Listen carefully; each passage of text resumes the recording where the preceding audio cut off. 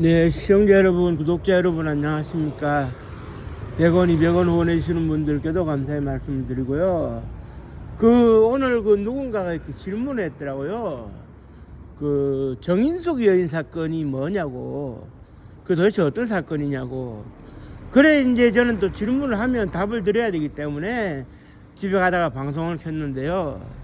간단하게 이제 설명을 드릴 수 있을 것 같아요. 정인숙이라고 하는 여인은 정씨 집안의 여자인데, 그 사람이 60년대 이제 초중반 그때 이제 방송 인기 작가였던 장사군과 이제 동거를 했다가 이제 실패를 하고 선운각에 이제 들어간 요종의 그런 술집 매니저 겸 접대부였어요. 그래 이제 선운각이라고 하면 서울 정릉 있는데 성북구 정릉 있는데 있는 지금도 남아 있는데 이제 그때 당시에 한일화담을 할 때 일본인 대표들이 오면 접대할 때가 마땅치 않다. 그래가지고 이제 좀 만드는 곳이거든요. 고위층들 대접하려고. 그 당시에 이제 일본 사람들도 여자가 들어오는 술자리를 좀 즐겼으니까. 그래가지고 거기서 이제 호스티스로 일을 하게 되는데, 이 정인숙이라고 하는 여인이 좀 독특했어요. 결혼은 하기 싫은데 아들은 갖고 싶고 아들은 낳고 싶고, 그리고 이제 그때 당시에 이제 이왕이면은 이제 고관 대작 앞에서 팬티를 벗어가지고 이제 아들을 낳고 싶다. 그러면 출세하는 거 아니겠습니까? 조선시대에 임금의 승원을 입은 것처럼 그렇게 노리고 있었는데, 결국 임신을 해서 아들을 낳았죠. 이름을 성일이라고, 이제 날일자에 성이 이제 아마 별성자일 겁니다. 그래가 빛나게 이제 매일매일 저 하늘의 별처럼 빛나게 자라거라. 근데 이제 정씨라는 성을 붙여줘가지고 이제 정일권 씨의 아들이 아니냐 이런 얘기가 있었지만, 실제로 이제 집안에서 이제 하여튼 위기를 모면하기 위해서 기자회견을 했던 게 기억이 납니다. 아버지가 밖에 나가가지고 사고를 치고 들어오는 바람에 이제 데리고 오게 되는 아들로서 정인숙 입장에서는 이복 동생이 되는 셈인데 이렇게 거짓말을 했어요. 그때 당시에 고관대작을 살려야 되기 때문에 어떻게 하겠습니까만은, 결국 이제 정인숙 여인은 2살 난 성일이를 두고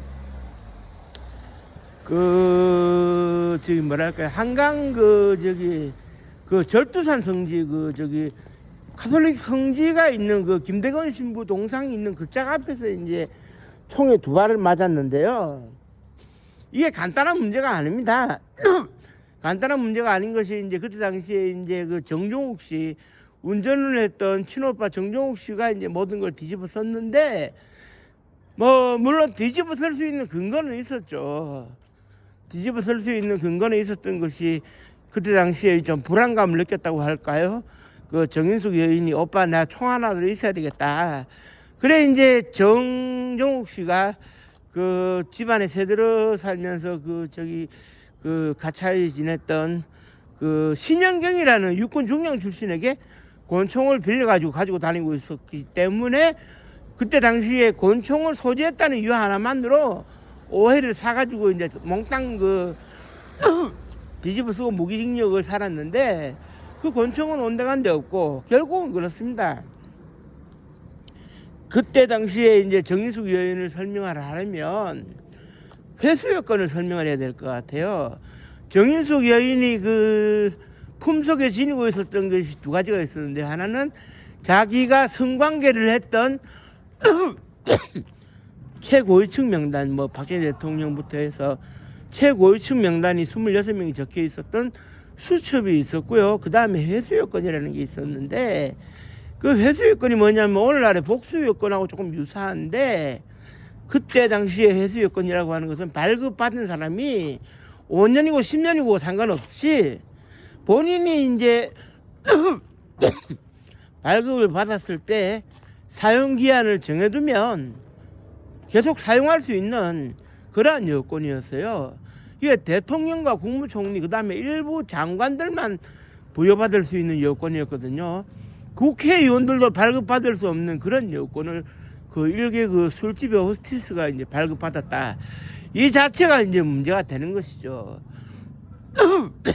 그러니까 이제 어떻게 볼 수 있냐면 그때 당시에 이제 전 세계 정치 상황이 이제 대부분 다 그렇습니다만은 권력이 안정화되고 누릴 걸 누리다 보면 권력의 오리갓기 현상이라는 것이 드러나요.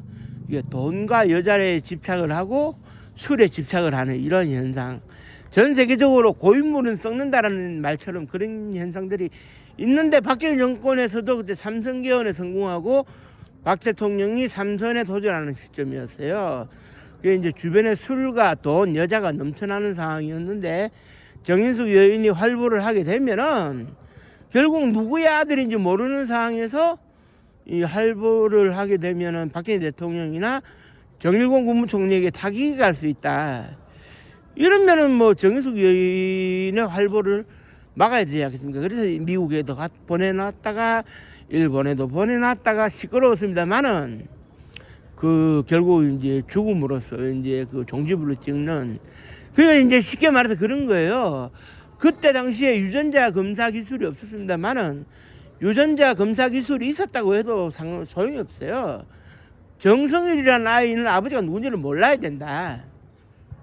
그래야 이제 모두가 안정이 된다. 이랬기 때문에 뭐 유전자 검사를 해봐야 박정희 대통령 아들인지 그 저기 정일권 국무총리 아들인지 그 알 수 있지 않겠습니까? 뭐 물론 정일권 총리 쪽에서는 박정희 대통령한테 가야지 왜 우리한테 찾아왔느냐 뭐 이런 논란도 있었습니다만은 결국은 그런 것 같아요.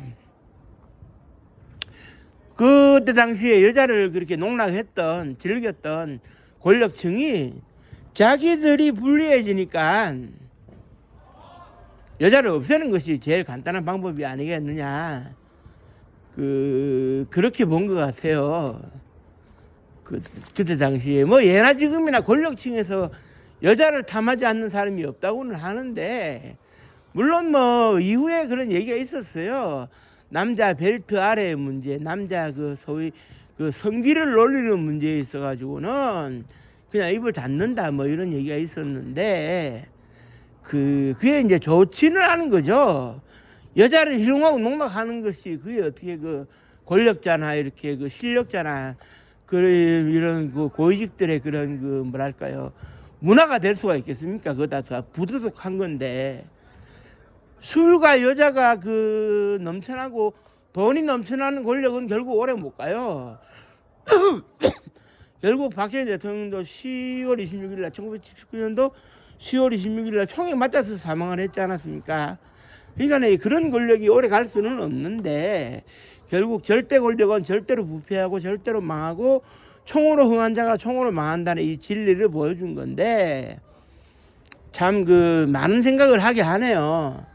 정인숙 여인이 30이 안 돼가지고 파란만장한 인생을 살다 갔는데 그녀가 그 고관대작의 아들을 낳겠다는 꿈을 꾼 것 자체가 잘못된 거일 수 있지만 그렇게 한 여자를 무참히 희생을 시키는 것도 권력의 그런 그 도덕적 타락을 보여주는 것이죠.